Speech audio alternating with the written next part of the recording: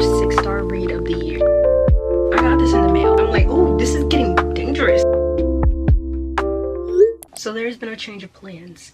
I planned to do a video, multiple videos. I had a whole plan laid out, but it didn't work, clearly, because I haven't posted in 2 weeks. And I really want to make a video right now and just post. So I'm just gonna sit right here and talk to you about books. I'm gonna give you book hauls. I'm gonna give you updates. I'm gonna give you a reading wrap up as well. Because I've been feeling so antsy this past week and I've just been wanting to create content. So I'm just gonna sit here and do that in a chill manner. First, I want to start with a free little library book haul.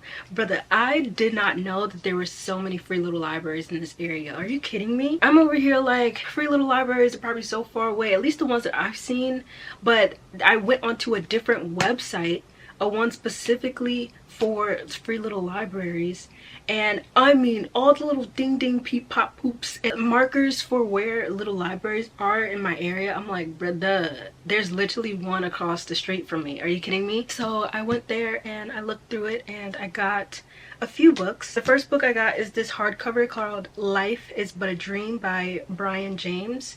It says, I'm not crazy. At least I don't think I am anyway. So I picked this up because I thought this sounded interesting. I don't know what it's about. I did start reading it though. I got through the first chapter, or the prologue actually. And I'm enjoying it so far, so we'll see how that goes. Next, I got a James Patterson book with, I think he's writing this with Andrew Gross, and it's called Second Chance, a woman's murder club novel. So I picked this up as well, and I was like, okay, James Patterson, hello, how are you? What is this? Oh, that's him. Then I also picked up my first ever Kristen Hanna book. So this one is called Magic Hour. I've never read one of her books. I see her, you know, gaining a lot of popularity nowadays. So I thought, why not? Let me just pick it up. The next books I want to show you are actually from a book fair. I went to this book sale event that I didn't know about until last year, but it was immediately after the book sale was over. And I was like, I gotta wait a whole nother year. So I finally made it this year and I got a few books. All of these books cost $12. I got 1, 2, 3, 4, 5 books. This one is technically one that I got for free. This beautiful little hardcover romance book. It's so cute. It's called Reggie and Delilah's Year of Falling by Elsie Bryant. And it's just so cute. I've seen this around. I've seen this cover. And I was like, I might as well just get it. Look at this hardcover, please. I'm usually not one for pink, but that is so pretty. And then the white text, oh my gosh, that's gorgeous. And it's literally brand new, so I was so excited for that. And this is the author. She's gorgeous. I don't know what this book is about. I'm going into it blind, but I really hope I like it. I think I'm gonna like it. I was like, oh my gosh. Okay, so this was technically my free book. And then I also picked up Dear Midnight by Zach Gray and In the Absence of the Sun by Emily Curtis. These are cute little thin, very, very thin poem books. So on the back of this, on the back of Dear Midnight, it says, people hurt us and we blame love. So I was like, oh, what you got to say, Mr. Zachary? I liked Dear Midnight more than In the Absence of the Sun. I almost thought about giving this away, but then I went back and checked my annotations and I was like, I'm gonna keep it. Those are good reminders. Same thing with Dear Midnight. This kind of seems like just a letting go book. I really like how it starts off with white pages, then it moves into gray pages, then black pages. I think that's so cool. But yeah, I read this and it was more of just a book of just letting go of love and really sitting in the feelings of the aftermath of a relationship, you know, a breakup, heartbreak, all that stuff like that. And I thought it was okay. I thought both of these were okay. I also picked up Bright Spots by, actually I want to tell you about this one first. So Winter Roses After Fall by Robert M. Drake and R.N. Sin. We have 2 authors on this. On the back it says, come winter you will find that it is possible to bloom. I also discovered a new way of annotating now. I hope you could see that, but oh Jesus, hold on. I want to show you my annotations. So they're kind of just in a line and I just think that looks so good. I just kind of used random tabs that sort of match the cover of the book, but I figured out a new way of tabbing my books, and I think this just looks so neat. I don't have a color code for each one. I just use whatever color I wanted to. I gave the first half of it, which is Robert Drake's portion of the book, a 4.5 stars. I really enjoyed it, especially with how he ended his section. But when it comes to R.H. Sin's portion of the book, I don't feel connected to this at all. I don't want to read it. I just like look at how it's formatted. So this is Robert's. So this is his little section of the book, and this is how most and all of his excerpts are written. And then this is R.H. Sin's. So he's writing more essays, longer excerpts. I don't feel like I need to read it as much as I did Robert's section, but honestly, that's okay. You can literally do whatever you want with your books. You can read whatever portion you want to. So I just decided to read the first half of it, and wow, did I really enjoy it. This book really helped me, and I'm so glad I picked this up because I almost did not do that. That's so good. Such great writing. And then I read this, okay? Then I read Bright Spots by Chantal Dashner Griffith. Excuse me, but I also tapped this the similar way. I just think that looks so nice. Hold on, I'm gonna let you see this. I'm gonna let you see. Look at that. Wow, it's like different colors for the different sections. Love that. This book also comes with pictures, like little drawings and stuff, and I started coloring in it, and I was like, I'm glad I picked this up because this is my new coloring book. At the start of each section is a tarot card, which I love. And so this is the Fool. This is section 1, and I just colored all of this in. I thought it was so nice. I was like, oh, I ate with that sand. Yes. Honestly, this is my first 6-star read of the year, and I love this book so much. This book, I literally said out loud to myself when I finished reading it, I was like, I feel like I really got something important out of this book. Like, I feel like this is what it feels like when people genuinely get something meaningful and valuable from a book. I don't know, it just felt crazy to like be so impacted by what was written in this book. And again, it's a poem book, so it's just these little areas in here of just small little text. Nothing too crazy. You can read it real fast. So many people would benefit from this, and the only reviews that I've seen from this have been nothing but 4.5 and up ratings. So this book is actually really good. If you want a good poem book that really helps you step into your Empress energy, your highest self, you feel me, that really just takes you along that journey and does it with care. I feel like this does it with care, because I feel like when it comes to elevating yourself or just improving yourself in whatever way, people can be really harsh, and I feel like that's not effective. I feel like this is done with so much love and intention, because this person actually went through this. Like, this is her life story, and there's just so much love there, and I just really appreciate this book so much. Again, my first 6-star read of the year. I have told you about them, and I feel like I've done my due diligence. Moving on with the book haul, I got this book called A Recipe for More by Sarah Elise. I don't have the dust jacket on it right now. Where am I in it? I think I'm on chapter 2. Yeah, I'm on chapter 2. It's called Invest in Your Pleasure, but this is kind of a book on just wanting more out of life and really finding ways to allow abundance into your life. I'm gonna read you the dedication. The dedication says, "This book is for anyone who has ever felt like they're not from this world, for people who find it difficult to live within the realms of their present embodiment and might be too sensitive for this place, for anyone who wants to see the beauty in the midst of pain and difficulty, and in the midst of harshness and the heavy, be light. This book is for anyone who has ever hoped their softness might soften others." So I really love that. So far, I'm really enjoying it, and I am getting a lot of value from this book just from the intro. You feel me? Like, just from the intro, I've highlighted, oh, you can't even see that. I've highlighted and underlined a lot of stuff, a lot of information. So yeah. Next, I got Our Secret Moments by Janisha Boswell. This is the indie print edition. If you don't already know, she recently just got traditionally published. She recently got a book deal, which I'm so proud of her. But I got this in the mail, okay? One of my friends sent me this, and I was like, what the heck? I think I'm gonna put the clip in of me getting the book and unboxing it.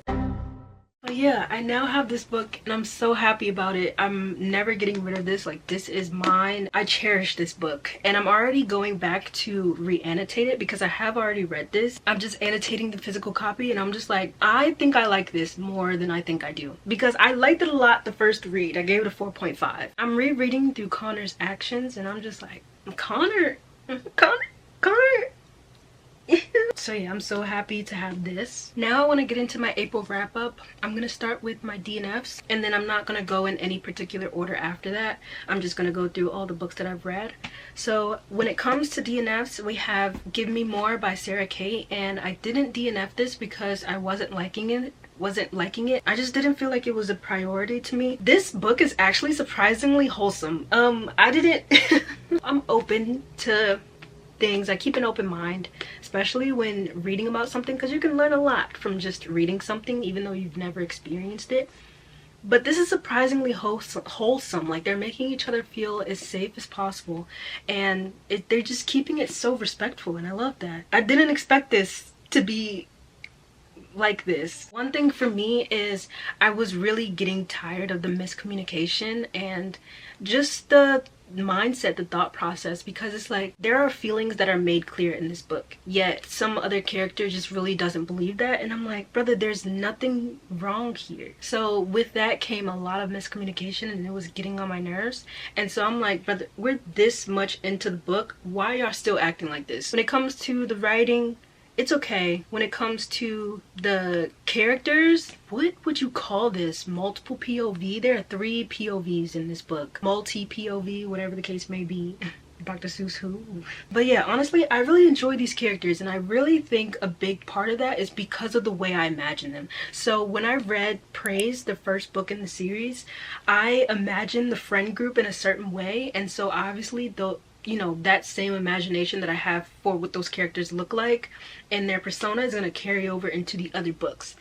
So I just imagine the characters so greatly, okay? I'm going to keep that cast to myself for right now. This is a dynamic that I genuinely wasn't expecting. Because I'm reading the first book and I'm like, okay. But then to see what's happening in the third book, I'm just like, that's a choice. And honestly, I'm here for it. This book is something. I definitely want to finish it. I just don't feel like it's a priority to me right now. If I had to rate it, I think I would rate it like maybe like a 3 stars, 3.5. It's really not bad. I like Praise a lot more. It's just my own preferences, but it's okay. My next DNF for April was Funny Story by Emily Henry. This is my first ever Emily Henry book, and I'm truly not impressed. And I don't have to be. I just really thought this would be so much better than it is. I was surprised at how much I would be bored by this. And it's not that the main characters are boring, because they're not. I just don't like anything that's happening outside of Daphne and Miles. I don't want to know about Ashley or whatever her name is for Miles' sister. I don't care to know anything about that. Brother, one thing that I hate in books is, oh my gosh, and this was in another book I read in April as well, they give such a terrible character so much screen time. I'm just like, this book is a smooth 387 pages, and you're telling me these motherfuckers are still showing up 300 pages later? I'm exaggerating for this one, but not for the other one. I DNF'd this at chapter 23, page 244. And I was just like, I can't. I'm so bored. I'm so bored. I want more of Miles and Daphne, but even their stuff is not that great. You feel me? Like, it's cool, and I love how open these people are. Like, Daphne is chill, Miles is cool. The dynamic, I mean, wow, match made in heaven. But I can't, maybe I was also listening to the audiobook with this as well, so maybe it was just the narrator. Her voice was very monotone, so that was another reason for me. But even just sitting and reading this physically, I was just like, brother, there's too much side storyline going on. I don't know. Like, I remember there was a section that I completely just skipped because I was like, I don't need to know. It was that part when Miles leaves the apartment, I think, to go pick up Julia. I'm just gonna say his sister because I don't remember her name. But when Miles leaves the apartment to go pick someone up, and then Daphne is just sitting there talking about a friend. I'm just like, oh, I know this is backstory. I don't need it. I don't want it. I don't care about it. So I skipped like 4 pages, bro, to the end of the chapter and just moved on because I'm like, I already know. But yeah, it's okay. Like, I don't think it's terrible. It's just long-winded. I'm like, it felt so long for a book that didn't even reach 400 pages. But yeah, I feel like this is just the standard. It's a good standard. You feel me? It's not amazing. It's not anything breathtaking or completely life-changing, at least for me. I really love the quotes that are in this book. There are a lot of different perspectives that you can gain from this about love in general and your view of life, which is nice. I love that. But I don't know, I just thought this was gonna be something so good because I hear so many good things about this book and about Emily Henry as an author, and I'm just like, maybe it's just this one book. Hopefully it's just this one book. I already wasn't inclined on getting into her writing or reading her books. So to pick up the one that seemed to be the best one of her discography, I'm just like, dang, it's a little bland. I do rate my heart DNFs because I'm not gonna pick this up again. Like, I did take a look at the very last bit of the book, I think the epilogue, and I think the way it, you know, truly ends is cute. How they, you know, how it ends, you know. After a point, I was just like, brother, I know what's gonna happen. Based off the titles of the chapters, I'm just like, brother, I know what's gonna happen. Come on, girl. Like, you know. So I was just like, there's no point in me reading this. It kind of felt like with Give Me More, but I enjoyed Give Me more.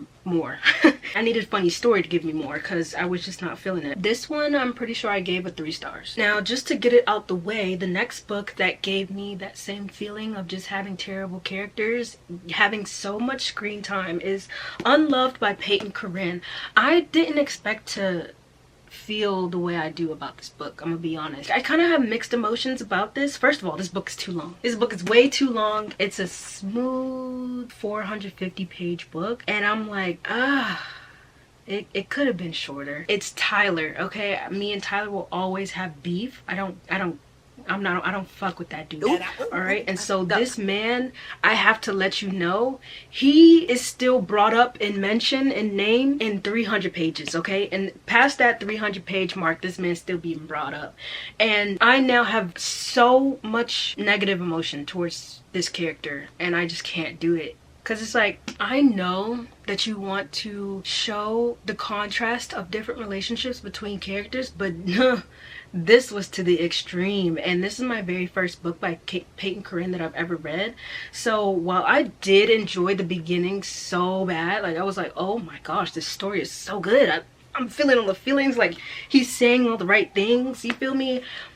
But then I'm just like, oh my gosh, I mean, my heart hurts. I feel like I shouldn't be here. Like, I understand you want to show contrast between relationships, but I feel like this would be so triggering to people who've actually been a domestic abuse victim, who's been subject to domestic violence. And I've never experienced these things to an extreme, and sometimes you just need to explain things in order to get certain feelings from something.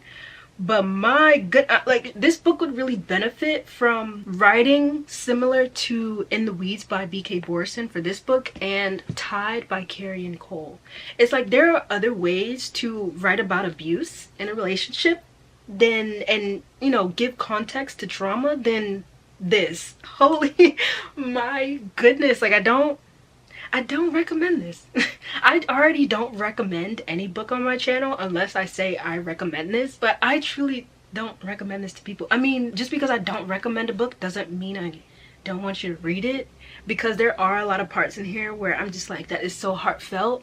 But my goodness, did we have to go through it just to get to that happy ending? And it's like, I don't know, I just feel like it was just too much for too long. And I think from a couple of reviews that I've seen, this is just the Peyton Corinne way. Like, she puts you through the ringer before a happy ending, kind of like Kristen Hanna. But my gosh, this was a lot, and I was really excited about this book, but it brought it down for me. It was so trauma heavy, trauma focused. It was to the point where every time I put the book down, it was because I was too angry or too upset about Tyler, most likely.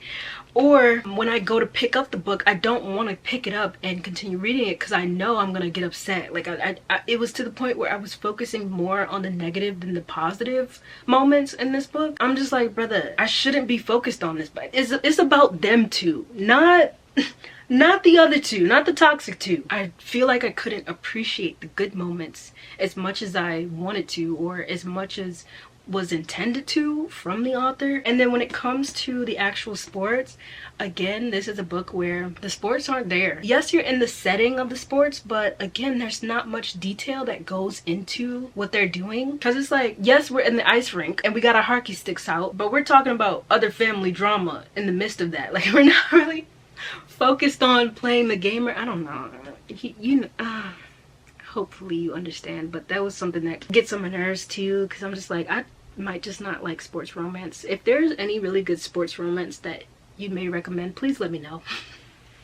Please let me know. It's also really hot in here and I'm just talking. Honestly, if you don't get what I mean when it comes to sports romance, I'm not gonna move on to it completely, but basically in Heartstopper 2, I'm pretty sure, or maybe Heartstopper 1, but there's one section in these books where Nick teaches Charlie about the game, literally gives the terms and everything. I'm gonna try to find it because I was like, yes, this is what I want when I read sports romance. Hold on, let me try to find it. It's on page 49 of the paperback, where Nick is literally talking to Charlie and explaining the rugby game. Like, he's giving definitions of conversions, penalties, all that good stuff, ball over the line. Like, he's really going in depth about it so Charlie can understand what's going on in the game. And that's what I want in a sports romance. Teach me about it, use the terms that are in the games. Like, I want to immerse in it, okay? So if there are any sports romance that you feel like is kind of like that, please let me know. I would be open to especially anything that isn't hockey, because my goodness,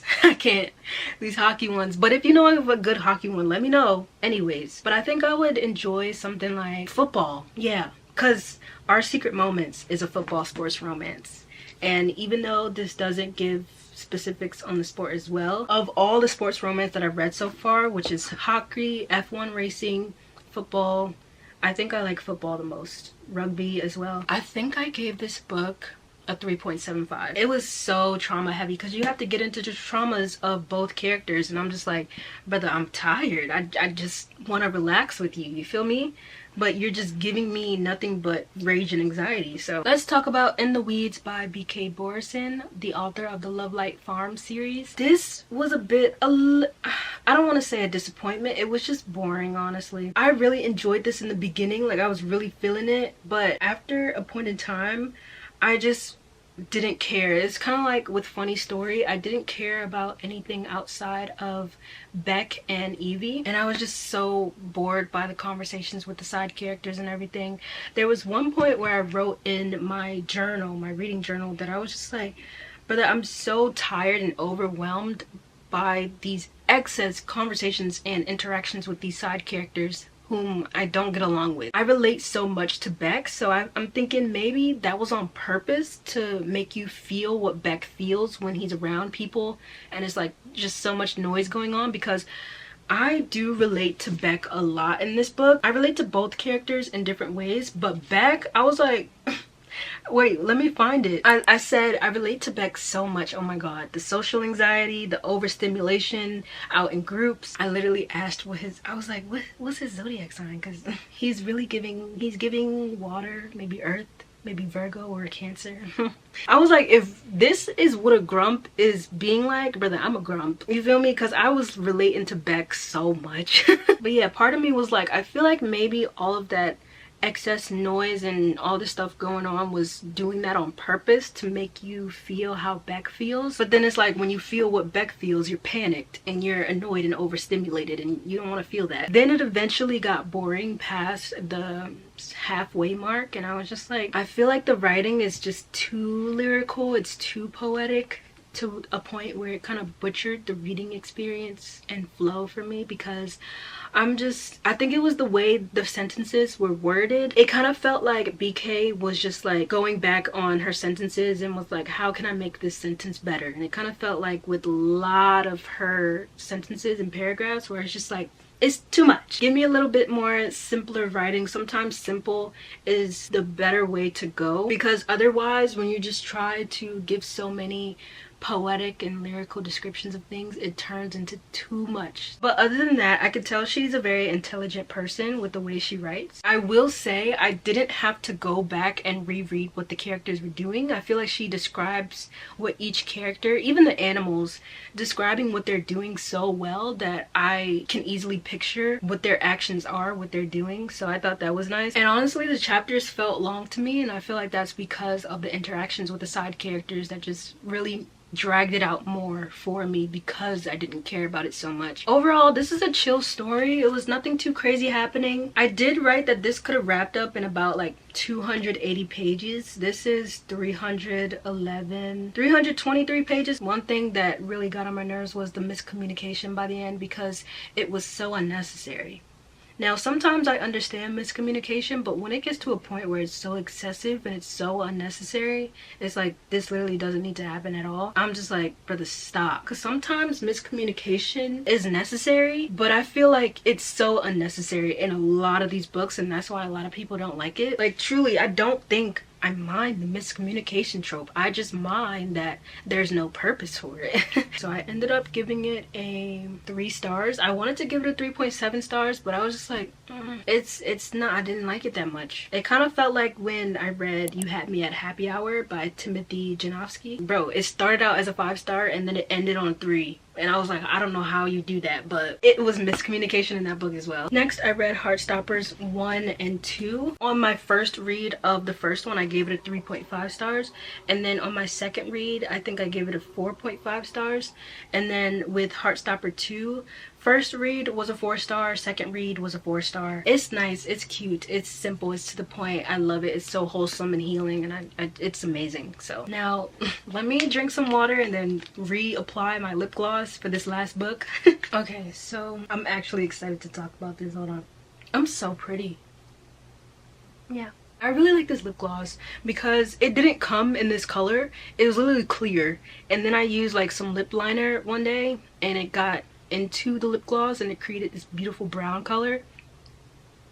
I love it. Okay, so now I'm gonna talk about my girl, Lipstick and Camera Clicks by DJ Murphy. Girl, she was having fun with this, okay? This book is messy. This book is drama filled. I was like, oh, I was literally clutching my pearls because I'm just like, what am I reading? This is something that I needed, okay? And this was my first 4-star book that I've read since reading The Legendborn Cycle this year. I'm like so excited because I really needed a good story and I finally got it. But it was mainly because of River. I'm not gonna lie to you. River right here, I'm getting ahead of myself. Honestly, I'm just gonna talk freely about this book, and if you don't want spoilers, this would actually be really interesting to watch. I was not here for the drama because I'm like, this is how y'all get down? My god. The drama was doing what she was supposed to do. It was just too much for me and I'm like, wow. But I love Indigo. I like her character. I see people saying they hate this book because of the main character. I'm like, girl, why do you hate her? Now, I have my review up on Storygraph right now. And there was a part where I talk about something that I didn't enjoy about Indigo's character. And that was basically when it came to the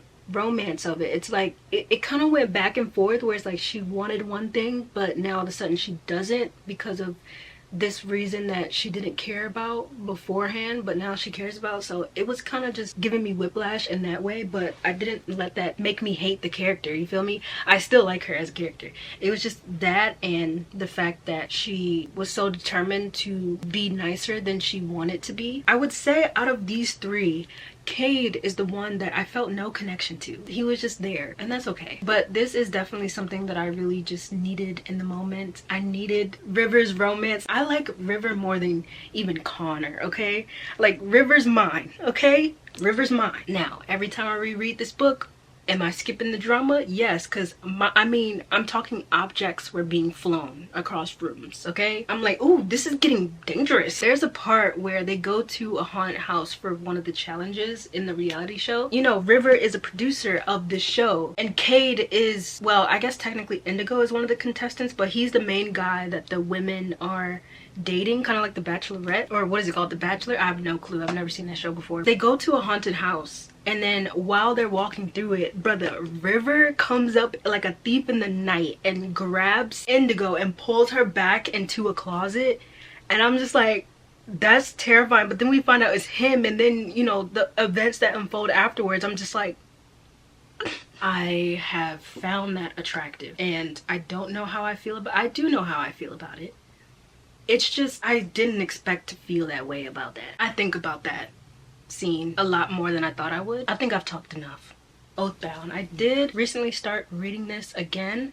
I read one chapter yesterday. I think that was chapter 6. And honestly, I'm just going through this little by little. I'm not gonna try to rush through this because this book is dense, okay? The way Tracy Dion ended chapter 6 with that quote from William, just talk your shit and just let it fly. Please let her know, William sir. Who else is gonna say it at this point? And I was especially impacted by that. Like, I felt it in my chest because I've been thinking something similar to that in relation to real life. And I'm just like, brother, y'all, we're not on the same page here. And so William literally calls out someone, and I'm just like, I mean, let it the fuck fly. And I was so here for it because I'm just like, yes, I'm here for the energy. So I'm enjoying this book so far. I don't think I've given my thoughts on this because the last time I tried to, all my audio cut out. It just wasn't there. But yeah, I've talked enough. So if I had to give this a rating so far, actually I'm not gonna do that because I'm too early in. I was like, this is really 100 pages. This feels like 50 because this book is so thick. Like, this right here is 100 pages in. I'm like, that little sliver of, like, oh my gosh. So yeah, that's all I really have to say. I'll see you in the next video. Thank you for spending time with me. Bye.